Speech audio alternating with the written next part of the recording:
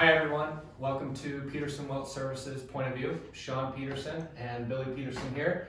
A lot going on in the markets lately, so we felt like it was good to get a video out. Specifically, a lot going on with a few companies, AMC and GameStop. We're getting calls all the time about it, so we thought let's put a video out and let's address it. So Billy, I'm going to be asking you a few questions about it. And let's start first off, explain what a short sale is. Okay, good. So a short sale means someone is actually selling the stock before they buy it. And of course, in order to sell stock, you have to have some shares to sell. Now, what they do in this situation is they borrow shares from a firm or brokerage firm. Typically, they borrow those shares and then sell them in the open market at a certain price in the hopes that the stock price will go lower. So when it drops, they can buy those shares back and send them back or deliver them back to the place they borrowed from. What they've done is profited from the differential from when they sold to when they bought. So it's kind of a reverse way of thinking. The logic takes a minute to understand that, but just remember, it's people who anticipate the stock to go down, not up. There's a lot of risk in shorting. I will say this is extreme amount of risk when you're shorting a stock, because think about it, a stock theoretically could go as high as infinity. So your losses could be infinite. Yeah. When you're buying a stock, the risk is known, because of course your risk is if it goes down. So if you buy a stock, you're called long. You own it. You're long the stock.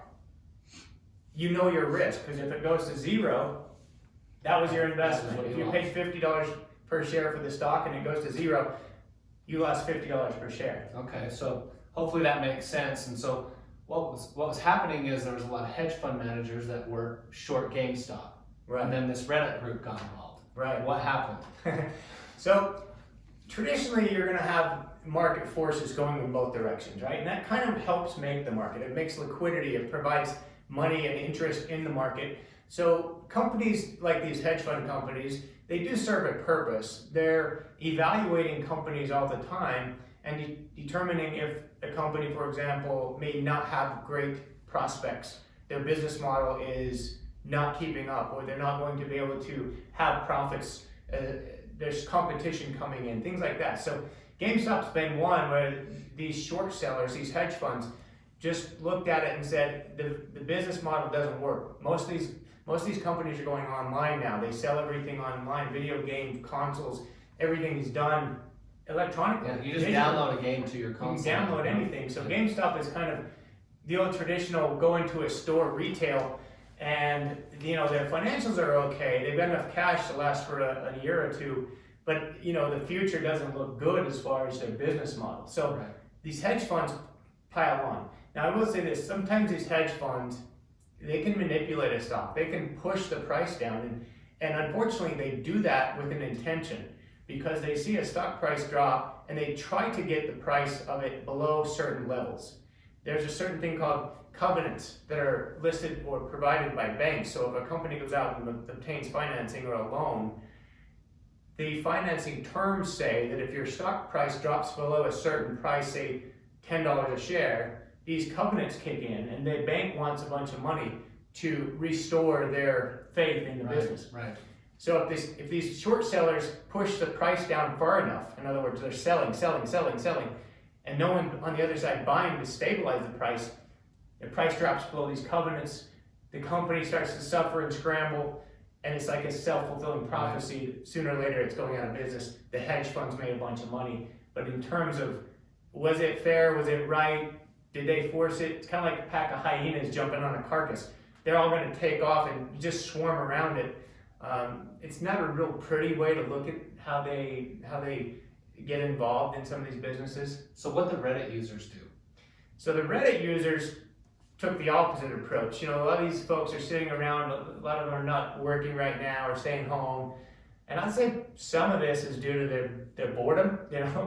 They're looking for things to do. Reddit users have these forums, and you get a few folks who get on there and do some analysis, some quick analysis on some of these companies that have huge amount of short interest, tons of short interest, meaning there's more shares shorted than there actually is in the float of the company. The float means how many shares are traded on any given day, are available to be traded. more shares are shorted than are available. And that means some of these guys are shorting without even borrowing them first. Right.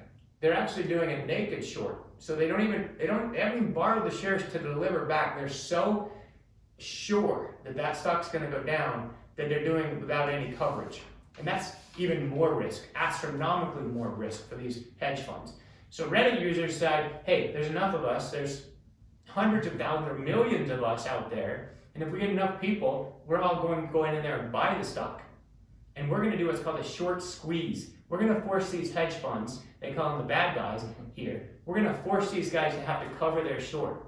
So that means they start buying the shares. Share prices start climbing. There's not enough selling interest now to keep it down. So the opposite is true now. All these buyers are coming in, buying it, stock prices going up. Short sellers are starting to wonder, what are we going to do? They're squirming. They're squirming because they have to cover. Remember, they have to buy to deliver back. And they've already sold. So as the price goes back above the price that they sold at, now they're in the hole. Now they're showing a negative, and they're on their books. And the federal government, the SEC, says you have to have so much coverage on your liquidity. So if they're too far out of the money, they're going to require them to put liquidity back in to cover that negative. And they have to add money, cash flow. So they get a short squeeze or a short call. And now they're deciding how far can we go before we buy those shares back and just cut it as a loss. As you saw, many of them were getting squoze out of it. In other words, have to buy it back. What did that do? Force more buyers, more buyers. So the price just kept going up, well beyond anything that was intrinsic value, well beyond what had any meaning of justification of the business is really worth. Yeah. So these Reddit users, they have all these shares, and you've seen the videos where they're showing they have millions and millions of dollars. The risk is all these Reddit users might look at that and say, I want to take my money out, then the price starts going down, right? So someone's going to get left holding the bag ultimately in that. And that's the risk that we see here, all of us here in the office, is because we've had so many calls. That's why we're doing this video, so many calls about people who want to get involved in it. You know, it's human nature. People see others making money and they think, hey, I want to jump in and get a piece of that action. But I'm telling you here, this is dangerous. This is like playing with fire that's about to take off and go well beyond what anyone's thought through. The latecomers to this party, let's call it, are going to not be able to sell their shares from anywhere close. The stock can drop just like that in a matter of seconds without enough buyers buying interest. If there are more sellers than buyers, you see what happens. The price sets itself. That's what a market is. It sets itself based on how many buyers and how many sellers are there at any given time. And when you don't have anything to match one another, there's no balance.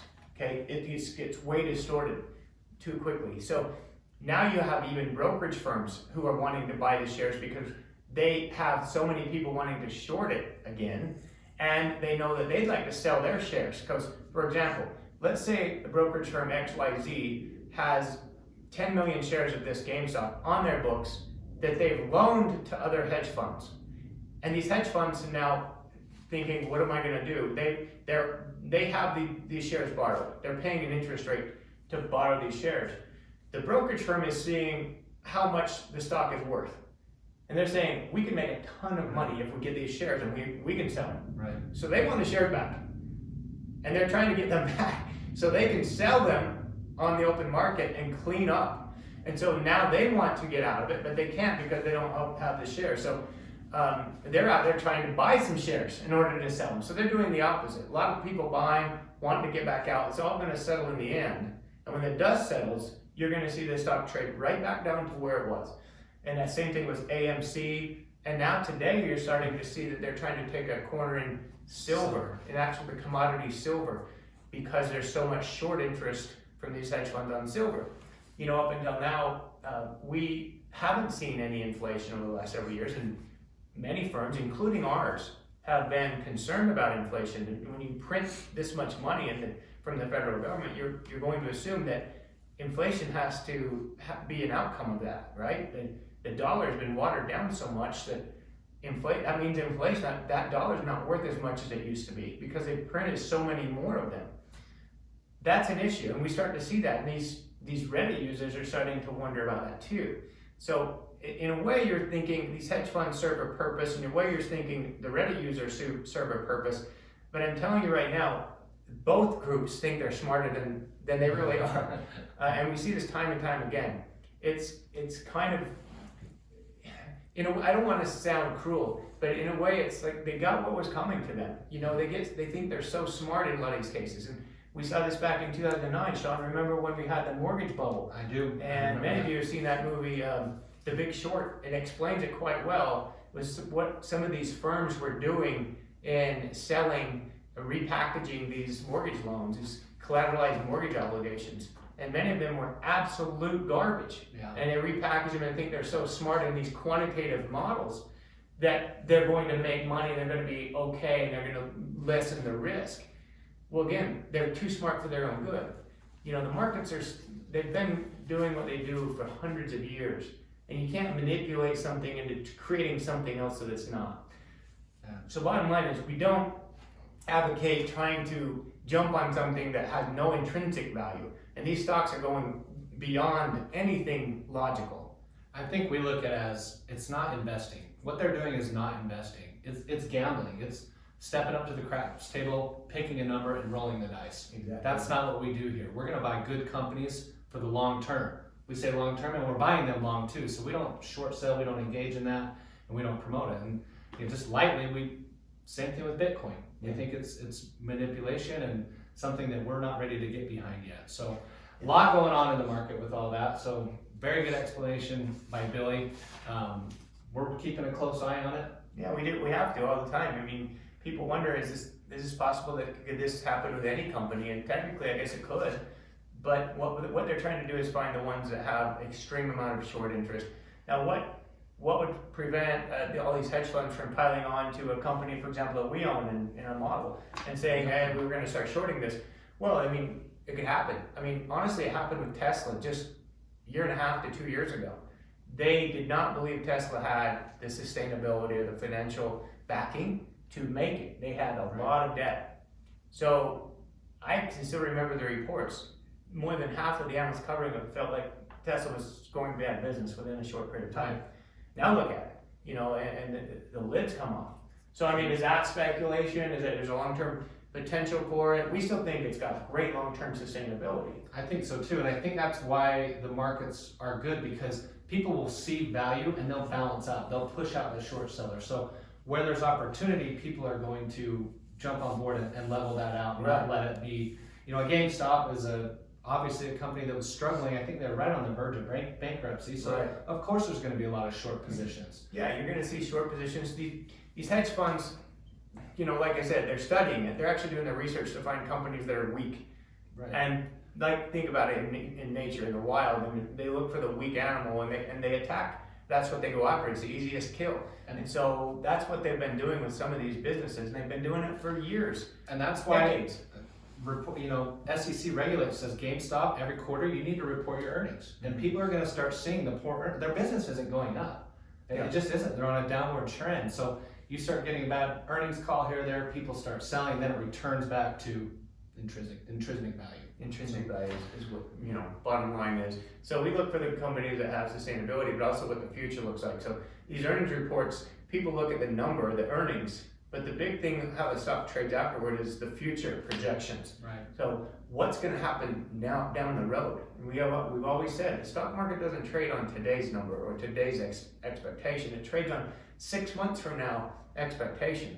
And that's what we're trying to do, is analyze what the future looks like and what it holds for all these businesses. We're always going back to these different dynamics in the market, the push and pull, the Reddit people out there. I mean, there's tons of forces out there that we have to pay attention to. Where is that going to lead? The regulations could come. We're talking about the government now getting involved in regulating. We're seeing the Robinhood restrictions on trading. There's a lot of people who are crying wolf about that. They're saying this is not fair. Why would they restrict us being able to buy these companies? Well, have you ever heard the term, be careful what you wish for? I mean, think about it. If you're going to allow people who are out there, and unfortunately there are a lot of misinformed people who think that they should be buying these stocks right here. Honestly, I think them restricting purchases is to their best interest. It's saving them a lot of pain and suffering down the road. I don't like the fact that the government gets involved to set the market. I don't think that's healthy. Unfortunately, we can't reach out to all these folks who are online checking things out and Yeah. trusting all these different recommendations and posts. You know, they just trust them blindly. Yeah. And it's sad to see what's going to happen to them. Speaking of the government, not to 180, but why we're here, we thought we would talk a little bit about that stimulus package. We're going to get another one. Very, very likely that we're going to get another one. President Biden, we're talking 1.8, 1.9 trillion as a stimulus package. Republicans are thinking 600 billion or so. We think going to wind up maybe somewhere in the middle, around $1 trillion, and so it means more stimulus checks going out to individuals, $1,000, maybe $1,400, depending on your income. That's something we're keeping an eye on. There's already been a second round of PPP loans going out to businesses, so it scares us. Again, we've talked about this, a lot of money being thrown at this, but in a way it's helping stabilize the economy, and we're going to have to deal with it down the road. How do we pay this back? What inflation effects are going to have with all that? So again, we have a pulse on all this. We're definitely watching it every single day, but we're taking the news that we get with a grain of salt too, because we know how that can be. So we're trying to decipher all the information that is out there. One other thing that we want to just touch on, now that we are an independent firm, the SEC has come down and said, you guys can have endorsements. You can have people review your company on Google and Yelp and your Facebook page. And that's something that we weren't not able to have before. So if you wouldn't mind, Kate's going to include a link in the email that he sends out. Share your experience that you've had with us here at Peterson Wealth Services. We would really appreciate it if you go on and give us a good review. So Yeah, thank you for doing that if you wouldn't mind. and thanks for tuning in. We'll be chatting soon. Take care.